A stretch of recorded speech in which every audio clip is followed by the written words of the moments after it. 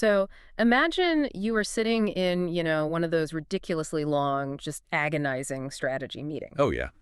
We have all definitely been there. Right. And you have this really complex, highly nuanced idea about how to fix the entire project. Yeah. But trying to actually articulate it in words, it feels like trying to paint a detailed masterpiece using a giant roller brush. It is just so. Incredibly limiting, yeah. Language has its bottlenecks. Exactly. But now imagine a world where you could just look across the table at your coworker and send that entire pre-verbal thought, like the raw, unfiltered concept, straight into their mind. Wow. No talking, no typing, zero translation loss, just instant synthetic telepathy. I mean, it does sound like pure science fiction, Yeah. right? Humans have been dreaming about telepathy and mind reading since the dawn of, well, minds. It's basically the ultimate superpower. Right. But today, for you listening, we are looking at a massive stack of sources that suggest this isn't just fiction anymore. Yeah, the progress it's wild. We've got these cutting-edge clinical trial updates from companies like Neuralink and Paradromics from early 2026. Plus, we're looking at academic papers detailing actual multi-person brain-to-brain networks. And we can't forget those, frankly, wild project announcements from DARPA. Yes, DARPA is definitely in the mix. And we have industry analyses on this exploding market called the neurosauce ecosystem. It really is a profound technological shift. The underlying capabilities of brain-computer interfaces, or BCIs, have accelerated so much. The science has fundamentally changed. How so? Well, we aren't just reading brainwaves passively anymore. We're actively writing them back into the brain. And that is our mission for this deep dive. We are going to cut through all the sci-fi movie hype and find out exactly where synthetic telepathy stands today. Exactly. We want to know how the mechanics of it actually work and what it ultimately means for you, for the future of human connection, privacy, and our own identity. Okay, let's unpack this. So, to really grasp where we are, we have to start with the fundamental physical challenge of the human head. The skull. Yes, the skull. Because before you can network minds together like a wireless router, you have to solve two massive problems. Getting data out of a brain, which is the read mechanism, and putting data back in, the write mechanism. Right, and our heads are basically biological fortresses. Exactly. The human skull has evolved over millions of years to be incredibly good at keeping things out and keeping delicate electrical signals in. Just as a quick refresher for everyone, for decades, the standard non-invasive way to read the brain has been the EEG, right? Yeah, placing those sticky electrodes all over the scalp. But our sources highlight a major flaw there. EEG has great timing, like it catches signals in milliseconds. Right, but the spatial resolution is terrible. Exactly, because those electrical signals get smeared and distorted as they pass through the fluid and the bone of the skull. Yeah, it's a huge barrier. I always like to think of it like trying to listen to a beautiful, complex symphony from the concert hall's parking lot. You can hear the heavy bass drums, but you are completely missing the delicate violins. That is a perfect analogy. So to bypass that parking lot problem without actually resorting to surgery, researchers have explored methods like MEG. Okay, that's that. It measures magnetic fields instead of electrical ones. Yeah. The kernel flux system, for instance, uses optically pumped magnetometry to read magnetic signatures. Because magnetic fields pass through the bone without that smearing effect, right? Precisely. Yeah. But even then, for the absolute highest fidelity, you eventually have to go inside the fortress. You're looking at invasive technologies like ECOG, laying sensor grids directly on the brain's surface. Or those intracortical arrays that actually penetrate the tissue to listen to individual neurons firing. Yeah, exactly. Those give you the highest resolution possible. So that covers how we listen, the read side. But if we are talking about telepathy, you have to have the right side. You do. You have to push information into the receiver's brain. Right. And our sources mention transcranial magnetic stimulation, or TMS, as a non-invasive way to do this. How exactly does a magnet write data to a brain? Well, it comes down to electromagnetism. TMS uses a coil placed outside the head to generate rapidly changing magnetic fields. Okay. When those magnetic pulses pass through the skull and hit the conductive tissue of the brain, they induce highly localized electrical currents. Oh, wow. Yeah, you are essentially forcing a very specific cluster of neurons to fire by using a magnetic remote control. That is wild. And that brings us to the DARPA research in our stack, which honestly absolutely blew my mind. The N3 program. Yes, the Next Generation Non-Surgical Neurotechnology Program. They are pushing for incredibly high-resolution read and write capabilities, but totally without surgery, Right. Their goal is to communicate with the brain in under 50 milliseconds. which is incredibly fast. Yeah. They want to let service members control drone swarms or manage cyber defenses literally at the speed of thought. Yeah, DARPA is aiming for surgical level precision, but in a man-portable, totally non-invasive system. It is a staggering engineering challenge. And their approach to solving it is where I have to push back a little. Let's hear it. There's a project under N3 called Brainstorms, and according to the sources, they are using MNPs, magneto-electric nanoparticles. Yes, the nanotech approach. They inject these microscopic particles into a person's bloodstream, use external magnets to guide them up into the brain, and then these particles interface with the nervous system. It's definitely out there. If you're listening and thinking, I am not injecting magnetic dust into my veins, you are alone. It sounds like something straight out of a comic book. Is this actually feasible, or is DARPA just throwing money at a sci-fi concept? Well, it is entirely valid to be skeptical. I mean, we're talking about particles smaller than 50 nanometers that have to successfully cross the blood-brain barrier. Right, which is notoriously difficult. Exactly. But what's fascinating here is the mechanism of how it bridges physics and biology. These nanoparticles act like microscopic, localized antennas. Antennas in your brain. Yes, when DARPA applies an external magnetic field from a headset, the nanoparticles absorb that magnetic energy and convert it into a tiny electrical pulse right next to a specific neuron. Oh, I see. Yeah, so it bypasses the skull's interference completely without drilling a single hole. Okay, so let's say we assume we can actually build these microscopic antenna networks. What happens when we connect two of them together? That is where things get really interesting. Because if we can read from one brain and write to another, the obvious next step is building a biological social network. And our sources point out that researchers actually did this back in 2019. Ah, yes, the BrainNet experiment. Exactly. It was the first multi-person brain-to-brain interface. They had 3 people collaborating to play a Tetris-like game. How exactly did they set that up? The design was brilliantly constrained. You had 3 people in completely separate rooms. 2 of them were designated as senders, and 1 was the receiver. Okay. The senders could see the full Tetris game screen. They could see the falling block, and they knew if it needed to be rotated to fit the gap at the bottom. But the receiver couldn't see that. Right. The receiver had the bottom of their screen blocked out. They had to make the final move, but they had to rely entirely on the sender's brains to tell them what to do. So how do the senders transmit that thought? I mean, they aren't speaking. No, they used a visual trick to hijack the brain's electrical frequencies. If a sender wanted the block to rotate, they stared at an LED light on their screen that was flashing exactly 17 times per second, or 17 hertz. And if they didn't want it to rotate? They stared at a different light flashing at 15 hertz. Yeah. So the EEG cap they're wearing picks up that specific 17 hertz or 15 hertz frequency echoing in their visual cortex. Yes. And then it sends that decision over the internet to the receiver's room. Precisely. And here is where that TMS write mechanism we discussed earlier comes in. The receiver is wearing a TMS coil positioned over their occipital cortex. Which is the visual processing center at the back of the head, right? Correct. So if the sender's command is rotate, the system triggers a strong magnetic pulse into the receiver's brain.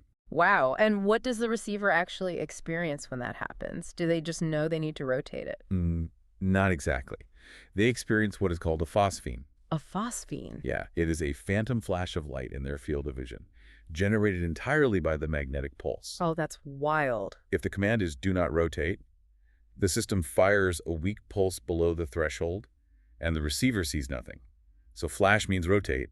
No flash means don't rotate. And just using this rudimentary biological telegraph, these 3-person teams achieved over an 80% accuracy rate. They did. It was remarkably effective. I love that they actually tested office politics with this, too. The sources say researchers intentionally injected digital noise into one of the sender's signals to make them a bad or, unreliable coworker. They did. And the receiver quickly learned to ignore the unreliable sender's flashes and trust the good sender. Based entirely on the brain-to-brain data. Right. They basically formed a trust network without ever speaking. Okay, but I have to play devil's advocate here for a second. Sure, go for it. Shooting a magnetic pulse into the back of someone's head just to make them see a phantom flash of light so they can play a clunky game of Tetris. Yeah, it's not exactly seamless. Right. It feels less like telepathy and more like a really painful, laggy video game controller. Yet, our sources jump straight from that 2019 experiment to the 2025 NeuroSAWS enterprise applications. The jump is pretty massive, I agree. I mean, we are reading about companies like Neurosity and kernel building platforms where tech teams are sharing abstract concepts directly, reducing solution development time by 42%. This is a huge leap in productivity. We see companies using headsets to detect emotional states for customer service with massive accuracy. How on earth do we leap from a basic flash of light to enterprise teams collaborating without speaking? Well, if we connect this to the bigger picture, you have to realize that the 2019 BrainNet experiment wasn't about transmitting complex data. Okay. It was purely a proof of concept that a biological network could exist at all. The massive leap to those 2025 SaaS platforms is driven almost entirely by artificial intelligence. How so? Like, how does AI fit into the headset? The hardware is, well, it's still just capturing raw neural data, right? The electrical spikes. But today, advanced AI, specifically transformer models, acts as a universal translator. Okay, I think I see where you're going. Think of the brain's signals like a profoundly complex foreign language, where we don't have a dictionary. The AI doesn't try to translate it word for word. Instead, it looks at the massive overarching patterns of thousands of electrical spikes and learns the grammar of your intent. Oh, so in an enterprise setting, you aren't sending a flash of light to your coworker. Exactly.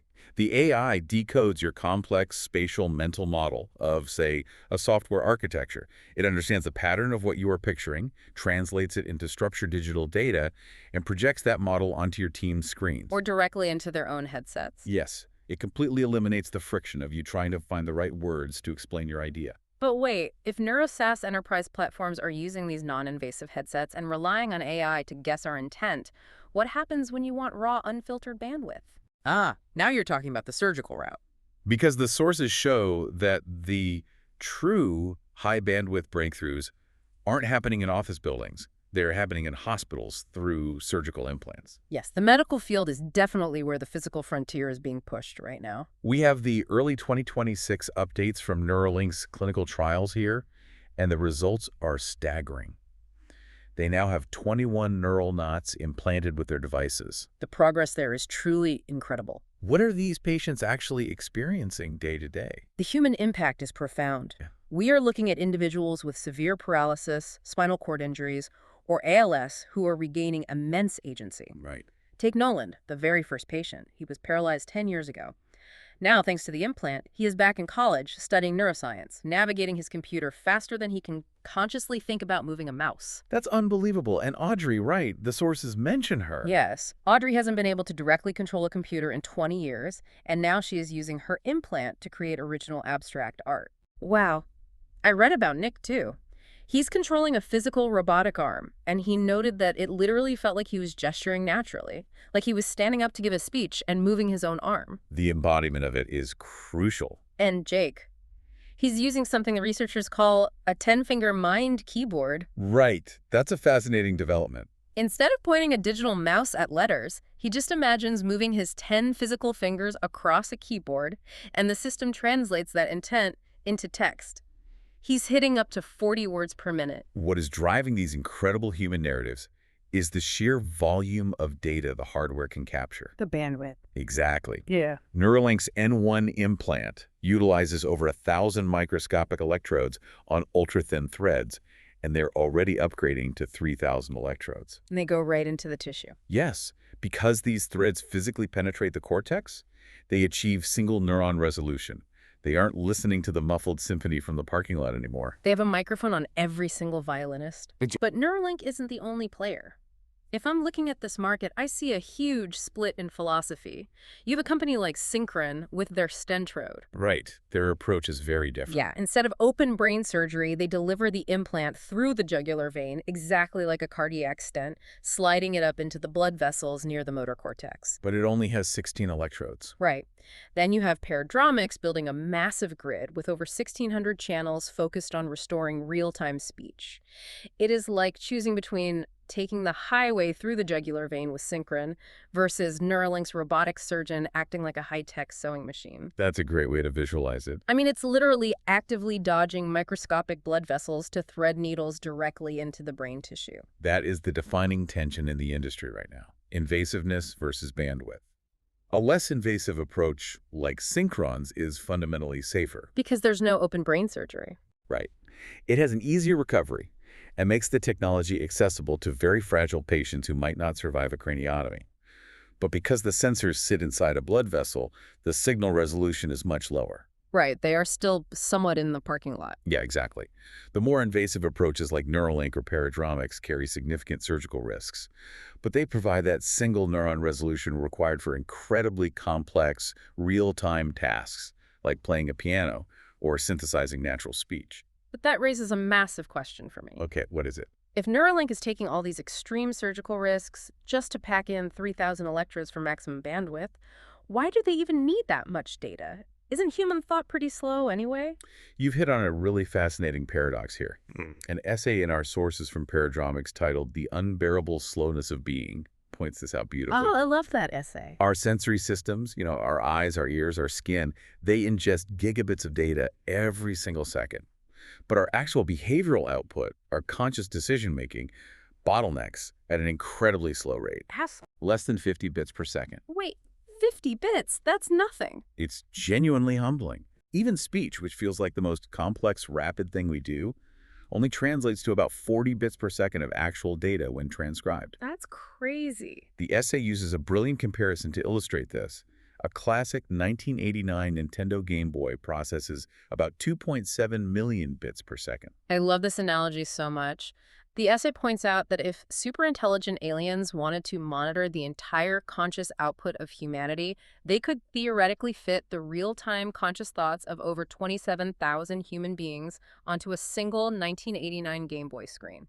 It really puts our output into perspective. So if our actual decision-making output is truly that low, why risk open brain surgery for a high-bandwidth connection? Why not just use simple eye tracking or basic voice commands to control our devices? Because of the embodiment issue. Embodiment. Yes, if we purely look at raw task completion, sure, a 50-bit text prompt to an AI assistant is highly efficient, but humans are not algorithms. Right, we want to feel things. Exactly. We don't just want tasks executed for us. We want to experience the execution. The essay notes that individuals with paralysis don't just want an AI robotic arm pouring a beer down their throat. They want the embodied sensory feeling of raising the glass themselves. They use this great example of a carnival game called cat-dog basketball. If a picture of a cat flashes on the screen, you have to shoot the basketball into the left hoop. Right. If it's a dog, you shoot into the right hoop. From a pure information standpoint, choosing left or right is a simple binary choice. It is literally one single bit of data. Precisely. But the actual human experience of making that choice and executing it, feeling the rough texture of the basketball, adjusting your physical stance, sensing the arc of your arm. The rush of dopamine when it goes perfectly through the net. Exactly. All of that requires a massive, continuous sensory motor feedback loop. Right. Choosing dog is one bit, but feeling alive while doing it is gigabytes of data. Exactly. Relying purely on low-bandwidth workarounds sacrifices our human agency. We need high-density, invasive interfaces, not just to output a one-bit command, but to capture the rich complexity of our intent. And eventually to write sensory feedback back into the brain. Yes. So the user feels physically present in the action. So what does this all mean for us?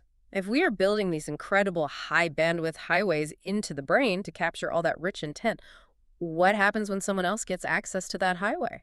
That is the dark side of this technology. Say I get furious at my boss and my brain drafts a highly creative, profanity-laced text message. Uh-oh.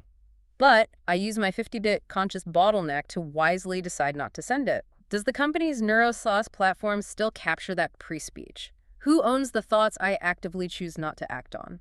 This raises an important question, perhaps the most critical one of our generation: neurosecurity. When you connect a human brain to a wireless network, you inherently expose it to cyber vulnerabilities. And unlike a hacked bank account, neural data is fundamentally tied to the core of your identity. The sources outline some terrifying attack vectors. They mention things like blue bugging and KNOB attacks. How do those actually work? Well, at a basic level, a BCI has to communicate wirelessly with a computer. Blue bugging involves a hacker intercepting and hijacking that Bluetooth connection. Okay, that sounds bad. A KNOB attack, which stands for Key Negotiation of Bluetooth, is where a bad actor forces the encryption between the brain implant and the computer to drop to a highly vulnerable level. Leaving the door wide open. Right, allowing them to freely read the data stream. But it gets worse than just reading data. The sources talk about BCI whispering. Yes, if a hacker can read the data, they might also be able to write to it. BCI whispering involves injecting malicious, subtle signals into the neural stream. Wait, they could actually control you. Potentially, yes. Hackers could literally induce involuntary physical movements or trigger extreme psychological distress by stimulating the wrong networks. That is absolutely terrifying. And beyond direct real-time hacking, there is the long-term threat of cognitive hacking. Oh, absolutely, the data harvesting aspect. If an adversary or a rogue corporation steals your neural profile, they suddenly have a complete map of your subconscious reactions. They know exactly what images cause a spike in your anxiety, what concepts trigger your desires. They know you better than you know yourself. Right. They could use that data to subtly serve you media that alters your political decision-making over time, or even blackmail you using emotional responses you never consented to share. If I lose my email password, I reset it. If someone steals my neural profile, I can't exactly reset my brain's architecture. Which is precisely why current consumer privacy laws are dangerously inadequate. Data privacy usually covers what you type or where you click. It doesn't cover what you feel before you click. That is why the source materials emphasize the neuro rights movement, spearheaded by organizations like the Neuro Rights Foundation. Yes, they are doing incredibly important work. They are pushing for 5 pillars of protection.